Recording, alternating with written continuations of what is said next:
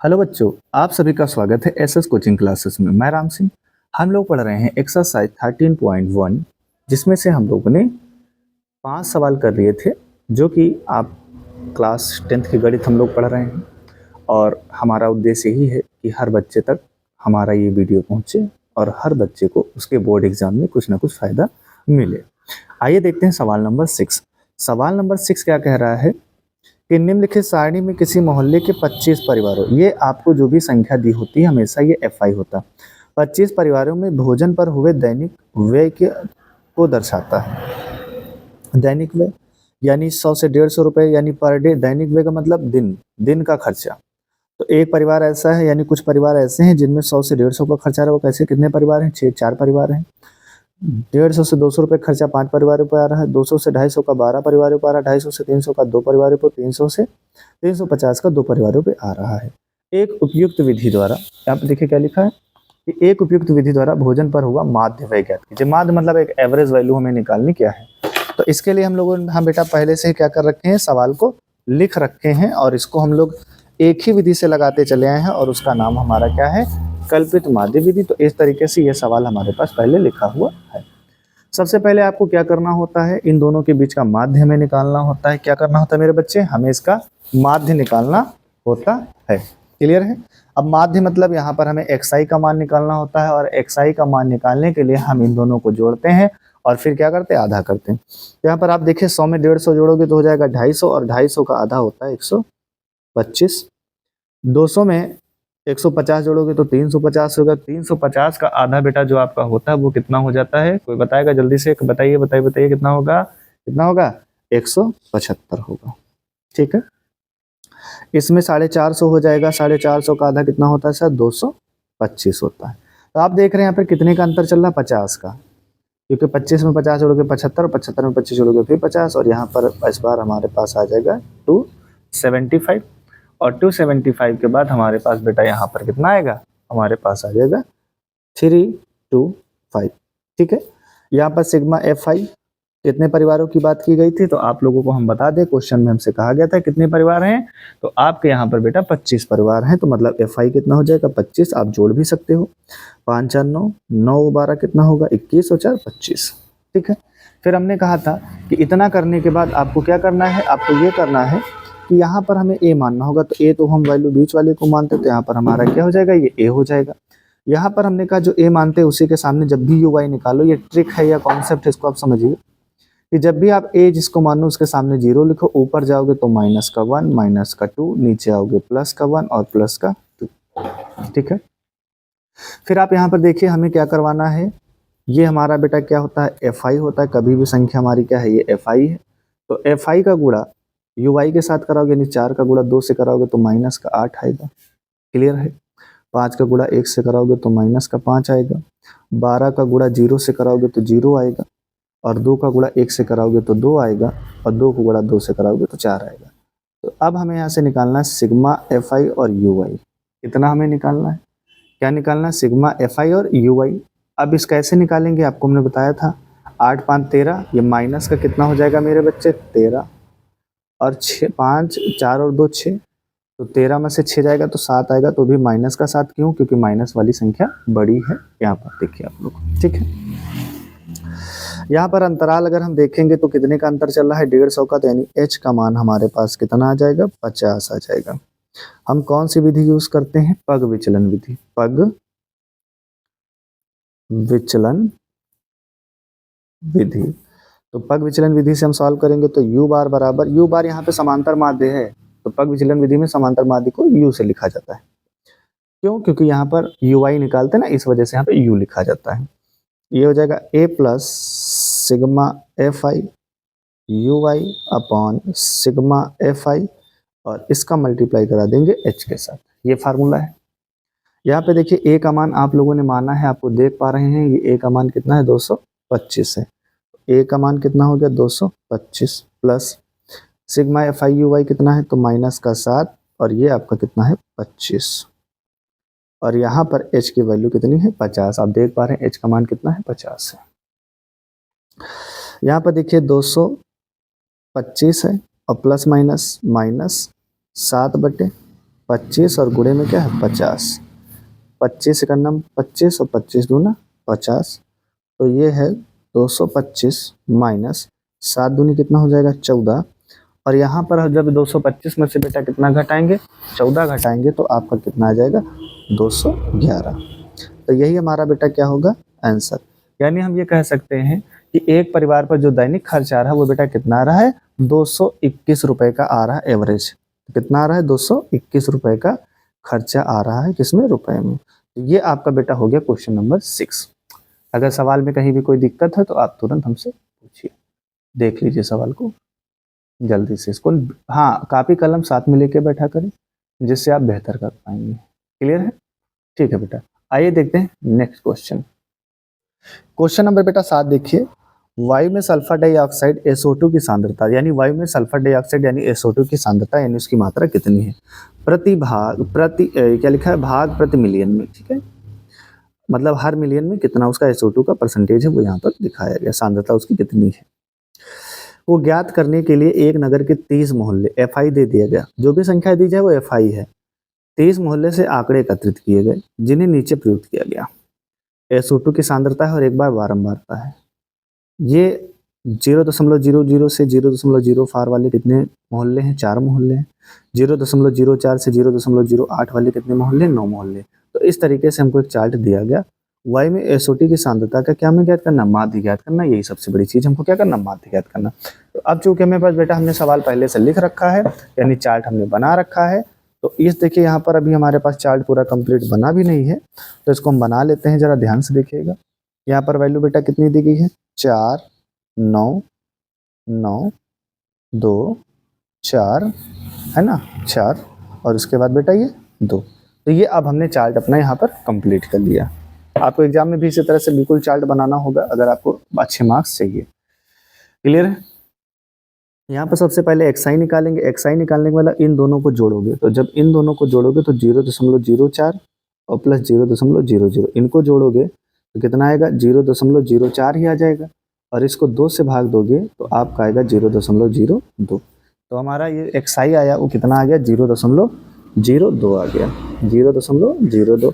अब इसको जोड़ोगे इसी तरह से 0.04 और 0 बेटा क्या है 0.8 है। तो 8 4 12 के 2 हासिल 1, तो यहाँ पर 1 ये पॉइंट और ये 0, और इसका भी आधा करोगे तो कितना आ जाएगा मेरे बेटे 0.6 आ जाएगा। कितना आ रहा है 0.6 आ रहा है। तो कितने का अंतर चल रहा है आप देख पा रहे हैं 4 का अंतर है। कितने का अंतर है 4 का अंतर है यहाँ पर। तो ये आपके पास आ गया 0.06 आया है। कितना है मेरे बच्चे 0.06 आया है।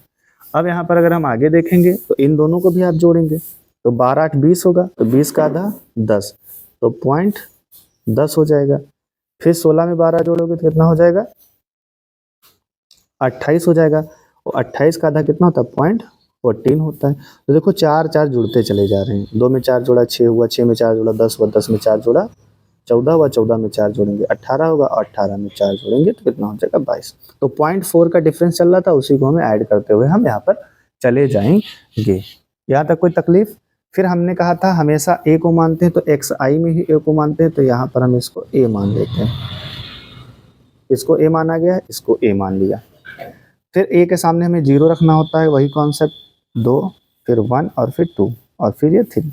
इससे कोई फ़र्क नहीं पड़ता है आप किसको A मानो किसको B मानो, उससे कोई फ़र्क नहीं पड़ता, आप किसी को भी मान सकते हो। ठीक है, वो कोई इशू नहीं है, आंसर सेम आएगा।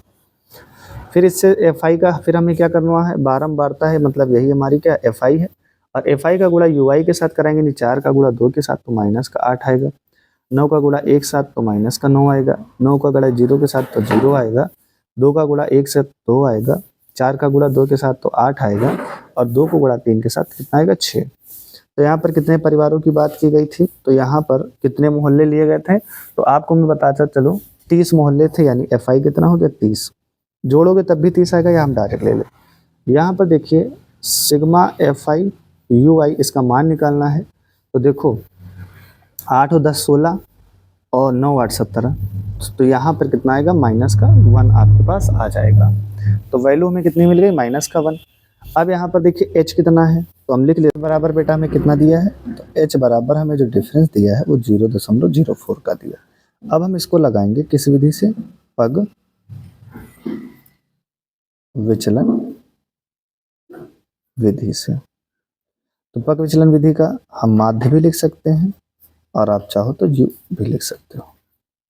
इसका फार्मूला होता है a plus sigma F I U I upon sigma F आई और इनटू में क्या होता है, h होता है।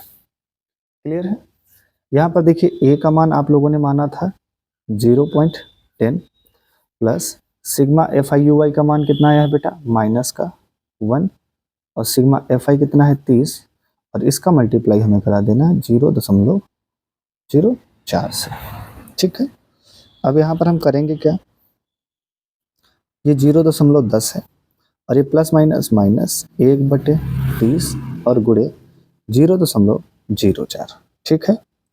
यहाँ से आप पॉइंट को हटाएंगे तो नीचे कितना आ जाएगा 100, यहाँ से पॉइंट को हटाओगे तो नीचे कितना आ जाएगा 100। क्लियर है।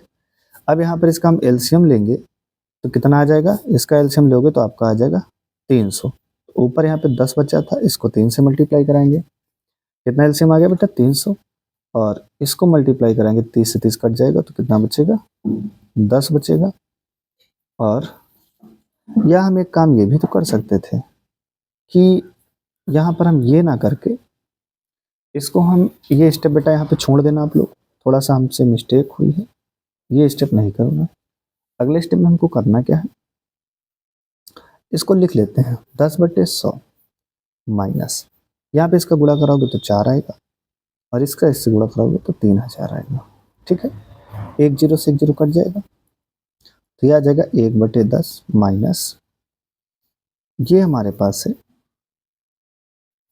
4/3000। इसका हम एलसीएम लेंगे तो बेटा हमारे पास एलसीएम इसका कितना आ जाएगा, तो इसका एलसीएम हमारे पास आएगा 3000। आप चाहो तो यहाँ से इसको डायरेक्ट भाग देके लिख सकते हो, आपका आंसर आ जाएगा, पर मैं इसको एलसीएम लेके कर रहा हूँ।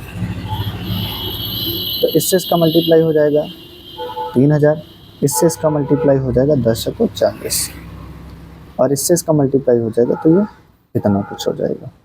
ठीक। 3000 का 10 से गुणा 30,000, मतलब इसको इसके साथ गुणा कराया, इसको इसके साथ गुणा कराया और इसको इसके साथ गुणा कराया। ठीक है। अब 3000 में से 40 घटा जाएगा तो कितना बचेगा 2600, 2960 बचेगा और नीचे कितना है 30,000 है। 1 0 से 1 0 कट जाएगा। अब हमारे पास क्या बचेगा, हमारे पास बचेगा 296/3000। अब यहाँ पर ध्यान से देखिए, हमें इसको काटना पड़ेगा तो काट देते हैं। 2 × 9 2, 2 × 8, 2 × 8 16, इसको 2 से काट दें। 2 × 9 2, 2 × 5 10 15 आया। फिर 148 को काटोगे तो 2 × 7 14, 2 × 8 148 को काटा, इसको 2 से काटोगे तो 2 × 7 14, 2 × 5 10 और ये 0। फिर इसको 2 से काटोगे तो ये कितना हो जाएगा 2 3 6, 1 बचा 14, 2 7 14 और इसको काटोगे तो ये हो जाएगा 2 3 6, 1 बचा 15, 2 7 14, 1 बचा 2 5 10। तो यहाँ पर हमारे पास जो ओवरऑल वैल्यू बची है वो क्या बची है 37/375। क्लियर है। अब इससे हम इसको भाग दे देंगे, यानी 375 से भाग देना है 37 को। पॉइंट लगाओगे 0 बढ़ेगा, अभी भी ये कम है। फिर यहाँ पर क्या लगाओगे 1 0 यहाँ लगाओगे, 1 0 यहाँ पे लगाओगे। अब ये लगभग 9 बार में जाएगा। 9 × 5 = 45 के 5 हासिल लगा आपका कितना है बेटा, हासिल लगा 4, 9 × 7 = 63, 4 × 67 के 7 हासिल लगा 6, 9 × 3 = 27 और 6 = 33। ठीक।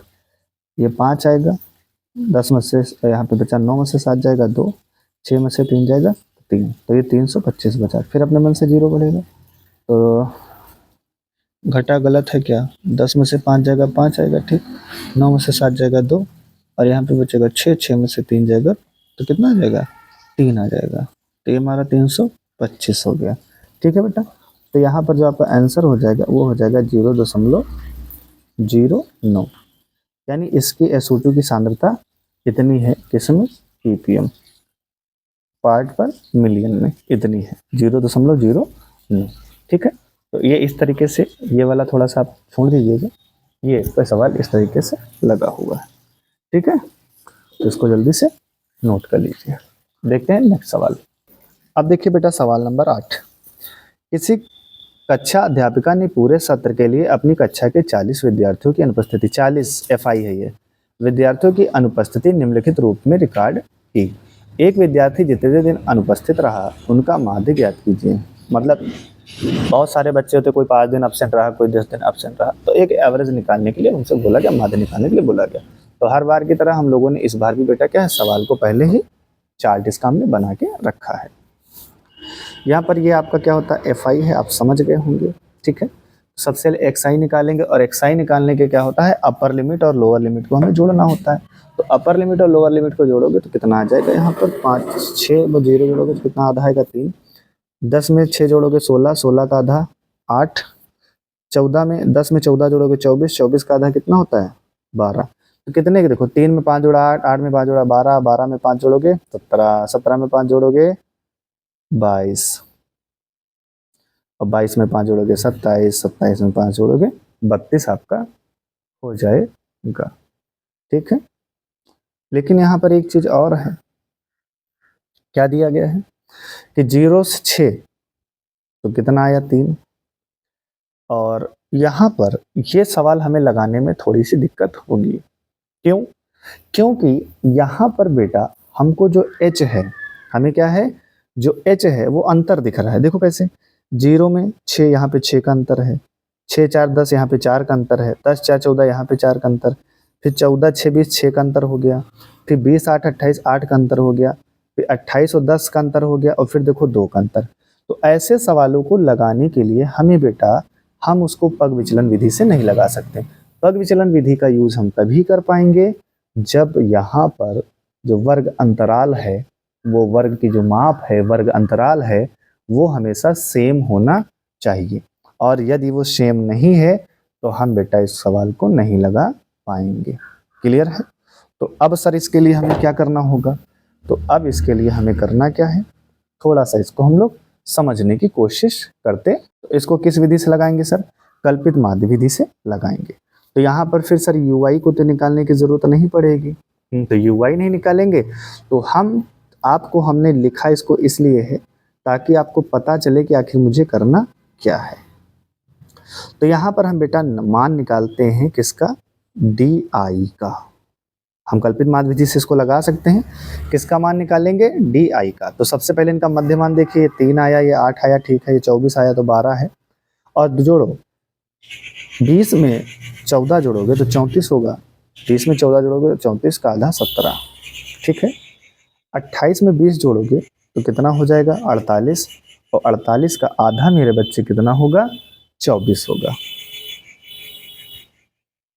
ठीक है, 38 में 28 जोड़ोगे तो बेटा ये आपका कितना हो जाएगा, 66, और 66 का आधा कितना होता है, 33। तो इसको हम लोग पग विचलन विधि से नहीं लगा सकते।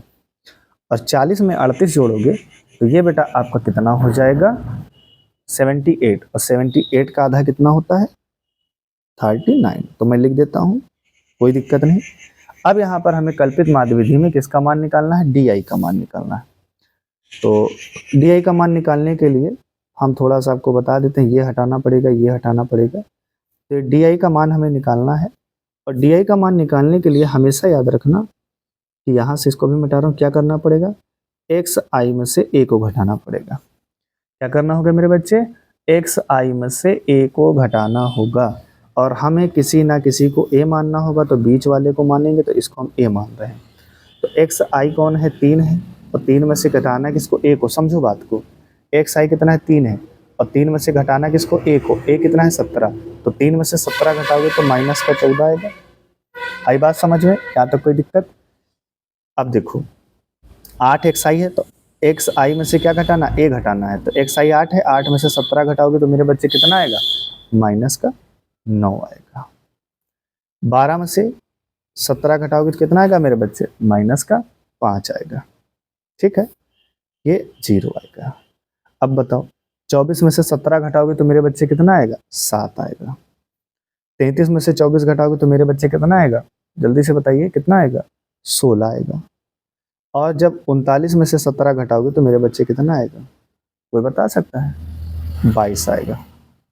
तो इस तरीके से हमने यहाँ पर क्या निकाला है? डी आई निकाला है। याद रखिएगा हमने क्या निकाला है? D I. तो डी आई निकालने का हम यहाँ पे, अगर आपको नहीं समझ में आ रहा तो मैं नीचे लिखा हूँ कि डी आई निकालने का जो फार्मूला होता है वो एक्स आई अपॉन ए, ये होता है डी आई निकालने का फार्मूला। एक्स आई में से ए को घटाना होगा और ए को आपको यहाँ पर मानना पड़ेगा। एक्स आई में ए को मान लो, फिर एक्स से ए को घटाते हुए चले जाओ तो आपका डी आई निकल आएगा। ये चीज़ आप यहाँ पर ऊपर लिख लीजिएगा, क्योंकि पहले हमने कल्पित माध्य पग विचलन विधि से सोचा था लग जाएगा, लेकिन उससे नहीं लग रहा। अब इसका फार्मूला यहाँ पर क्या बनेगा? एफ आई और डी आई। क्या फार्मूला बना? एफ आई और डी आई, यानी एफ आई ये है और डी आई ये है, इनका गुणा होगा। एक्स का माध्य सिर्फ एक्स को इसलिए निकाला जाता है कि हम ए पता कर सके बस, और उसका कोई रोल नहीं। तो 11 का 14 से गुणा कराओगे तो 11 का बेटा जब आप 14 से गुणा कराओगे तो आपका आएगा 154। करा के देखिएगा। फिर आप अगर बेटा यहाँ पर देखिए 10 का गुणा 9 से कराओगे तो 90 आएगा, है ना। 7 का गुणा 5 से कराओगे तो 35 आएगा। 4 का गुणा 0 से कराओगे तो बेटा 0 आएगा।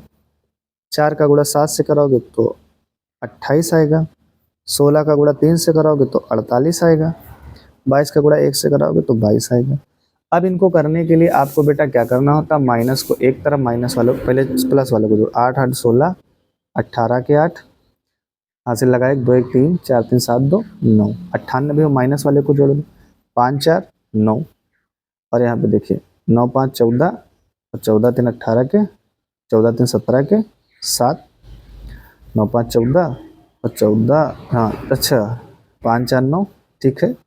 9 5 14 3 17 के साथ हासिल लगा 1 1 1 2, तो माइनस का 279। और हमने आपको बताया है कभी भी अलग अलग चिन्ह, इसके आगे प्लस अलग अलग चिन्ह घटाना है तो बड़े से घटाते हैं, तो 279 से 98 को घटा दीजिए। तो 9 में से 8 जाएगा 1, और यहाँ पे 17, 17 में से 9 जाएगा, कितना बचेगा? 8, और यहाँ पे बचा 1। तो बड़ा ही है इसलिए माइनस का कितना आएगा मेरे बच्चे? तो माइनस का 181 आएगा। तो sigma F I D I बराबर माइनस का 81। तो यहाँ पर जब कभी आपको ये वर्ग अंतराल बीच में बराबर मान ना दिया हो तो हमेशा आप कल्पित माध्य विधि का यूज करिएगा। यहाँ पे लिखेंगे आप कल्पित माध्य विधि से। कल्पित माध्य विधि क्या होती है? यहाँ पे डी का उपयोग किया जाता है, इसलिए यहाँ पर डी आई लिखा जाता है। क्या लिखा जाता है मेरे बच्चे? D I. बहुत लोग लिखते हैं कि आप इसको माध्य लिख दीजिए, डी भी लिख सकते हो तो डी लिख दिए, माध्य लिख दिया फिलहाल के लिए। ए प्लस इसका फार्मूला होता है sigma F I D I upon sigma F आई। ये इसका मेरे बच्चे क्या होता है? फार्मूला होता है। यहाँ पर अगर कोई तकलीफ हो, कोई दिक्कत हो तो आप हमको जल्दी से बताइए, फिर हम आगे बढ़ें। कोई दिक्कत यहाँ तक? जल्दी से बोलिए। कोई दिक्कत नहीं। अब यहाँ पर देखो एफ आई कितना है, कितने परिवारों का सर्वेक्षण किया गया था? ये आपके बेटा 40 विद्यार्थियों की बात की गई थी। तो सिग्मा एफ आई अब जोड़ के भी लिख सकते हो, मैं क्वेश्चन में देख लिया कितना है, 40 है। तो ये आपका हो जाएगा ए प्लस, ये आपका बेटा क्या हो जाएगा? ए प्लस, ए का मान कितना मान है भैया? 17। ए का मान ही डायरेक्ट रख दो ना, 17। F I D I minus का 181, एफ आई कितना है? 40 है, प्लस माइनस माइनस 181/40। क्लियर है? अब हम एक काम करेंगे, 40 को इससे यहाँ से भाग देते, भाग बाद में भेजना पड़ता तो यहीं पे भाग दे दो। 40 को 181 से भाग दो तो 4 चक्को 16, 4 बार में लगभग जाएगा ये, है ना। 4 बार में लगभग ये जाएगा। तो 4 0 0, 4 चक्को 16, 160 बचा, 21 बचा। पॉइंट लगाओगे, 0 बढ़ाओगे तो 5 बार में लगभग जाएगा, 5 0 0, 5 को 20, ठीक है। 10 बचा, 0 लगाया तो 2 बार में जाएगा, 4 दूनी 8, 80, तो 20 बचा। तो यहाँ पर आपके पास आया 17 माइनस 4.52, कितना आया 4.52। और जब हम इसको इससे माइनस करेंगे तो घटाने का तरीका बड़ा ये है, पॉइंट के सामने पॉइंट रहता है, ये 52 है और इधर 4 है, इधर 0 अपने मन से बढ़ा लेते हैं तो ये 8 आ जाएगा और 9 में से 5 जाएगा तो 4 आ जाएगा, और इधर बचा हमारे पास बेटा 6 में से 4 जाएगा 2 और ये 1, तो कितना आया 12.48 दिन। कितना आंसर आया 12.48 दिन अब्सेंट रहे, यानी बच्चे माध्य में अगर बात की जाए तो ये हमने इसका माध्य निकाला 12.48। क्लियर है। तो ये आपका रफ कार्य था, इसको आपको करना नहीं है, ये आपका बेटा क्या था रफ कार्य था। एग्जाम में ऐसे सवाल करना है, थोड़ा सा सवाल में कुछ गलत लिख गया था, अलग मेथड यूज कर दिया गया था, तो वो थोड़ा सा आप जब लिखेंगे तो थोड़ा सा उसको अंडरस्टूड कर लीजिएगा, ठीक है। अब हम इसके बाद देखेंगे नेक्स्ट सवाल। अब देखिए नवा सवाल है, कह रहा है कि निम्नलिखित सारणी 35 नगरों की साक्षरता दर, मतलब पढ़े लिखे लोगों की बात की जा रही है, साक्षरता दर प्रतिशत में दर्शाती, माध्य साक्षरता दर ज्ञात कीजिए। साक्षरता दर आपको ये दी गई है और नगरों की संख्या ये दी गई है, तो इस सवाल को भी बड़ी आसानी से हम लगा लेंगे। यहाँ पर एक सबसे पहली बात देखिए, क्या 45 10 55, 55 10 65, 65 10 75, 75 10 85, 85 10 95 अंतर समान है, मतलब पग विचलन विधि हम लगा लेंगे, कोई दिक्कत नहीं। अब ये देखिए हमारे पास सवाल आ गया, यहाँ पर हमने नगरों की संख्या मैं लिखना भूल गया हूँ, तो मैं उनको लिख देता हूँ। तो नगरों की संख्या है पहले 3 10 11 8 और ये 3, ये हमने नगरों की संख्या यहाँ पर मेंशन कर दिया है। सबसे पहले इनको हम जोड़ेंगे, 45 और 55 जो आप अगर इनको जोड़ेंगे तो ये आपका पूरा पूरा बनेगा जाके बेटा 100, और 100 का आधा कितना होता है 50। एक्साई इन दोनों को जोड़ के आधा कर दो, निकल आता है। 65 में 55 जोड़ेंगे तो ये बेटा 120 होगा, तो आपका आएगा 60, 10 का अंतर चल रहा है तो अगला 70 हो जाएगा, 80 और फिर 90, क्योंकि अंतर बराबर हमने पहले ही चेक कर लिया। बीच वाले को ए मान लिया, फिर जिसको ए माना उसको 0 लिखो, फिर -1 -2, फिर नीचे +1 और +2, बहुत आसानी से सवाल हो जाता। कितने नगरों की बात की गई, यानी FI कितना है, कितने नगरों की बात की गई है, तो सवाल में 35 नगरों की बात की गई है। फिर इनसे इसका गुणा करोगे, 3 दूनी 6, 10 एकम 10, 11 0 0, 8 एकम 8 और 3 दूनी 6। क्लियर है बेटा। फिर हमें क्या चाहिए, सिग्मा FI और UI, 8 से 14 और 10 से 16, तो माइनस का 2 आ जाएगा। तो 16 में से हम क्या करेंगे बेटा, 16 में से 14 घटा देंगे तो माइनस का 2 मिलेगा। H बराबर कितना अंतर चल रहा है, 10 को पहले हमने चल लिया था, तो कौन सी विधि से, पग विचलन विधि से। तो पग विचलन विधि से जब हम इसको हल करेंगे तो आ जाएगा माध्य A plus sigma FI UI upon sigma FI और इंटू H, ऐसे भी लिख सकते, कोई दिक्कत नहीं। अब यहाँ पर ध्यान से देखिए, ये A की वैल्यू आपने कितनी मानी बेटा 70, A का मान कितना है 70 है, तो A का मान यहाँ पे कितना आ जाएगा 70 प्लस ये आपका हो जाएगा माइनस का 2, FI UI माइनस का 2, और FI कितना है 35 है, और यहाँ पर H कितना है बेटा 10 है। 70 प्लस माइनस माइनस 2/35, और यहाँ पर आपका आ जाएगा 10, ये आपका हो जाएगा 70 माइनस 5 7 35, 5 दूनी 10, 2 का 2 से मल्टीप्लाई, ऊपर 4 नीचे 7, हम 7 से 4 को भाग दे देंगे, पॉइंट लगाएंगे, 0 बढ़ाएंगे, 7 पंजे 35, 5 बढ़ेगा 0 बढ़ जाएगा, 7 7 49, 1 बचा 0 आया 7, तो पॉइंट तक लिखेंगे बस। तो 70 माइनस 0.57 कितना आ गया बेटा 0.57, और इसको जब हम घटाएंगे तो ये हमें मिलेगा 69.43%, ये हमें आंसर मिल गया। आप अगर नहीं घटा पा रहे तो मैं बता देता हूँ, ये 70 है, क्या 70 है, और पॉइंट के सामने पॉइंट रहेगा, तो ये 5 7 है, तो इधर 0 आ जाएगा अपने मन से, जहाँ पे कुछ ना 0 बढ़ा लिया करो। तो यहाँ से 10, यहाँ से 10, 10 में से 7 जाएगा 3, यहाँ पे बचा 9 में से 5 जाएगा 4, पॉइंट के सामने पॉइंट, ये 9 का 9 और यहाँ पे 1 दिया तो बचा 6, 69.43। आपका आंसर इस तरीके से आ जाएगा। तो इस तरीके से बेटा हमने ये एक्सरसाइज 13.1 कंप्लीट कर ली है और उम्मीद है कि आपको ये पूरी की पूरी एक्सरसाइज समझ में आई होगी। एक दो सवालों में कहीं पर थोड़ा सा घिच-पिच हो गया है, सवाल काटने पड़े हैं, नहीं लगे हैं थोड़ा सा, तो उसको थोड़ा सा एडजस्ट करिएगा और बाकी हर एक चीज़ आपको पूरा समझाई गई है। आप पढ़ेंगे तो आपको बिल्कुल समझ में आएगा। ठीक है, अब बेटा हम लोग मिलेंगे एक्सरसाइज 13.2 और उससे पहले पढ़ने से पहले हम थोड़ा सा उसके फार्मूले पे बात करेंगे और जो कि अगला टॉपिक हमारा होगा वो हमारा होगा बहुलक। बहुलक को इंग्लिश में मॉड बोला जाता है, जिसके बारे में हमको डिटेल में पढ़ना है। तब तक के लिए नमस्कार, जय हिंद।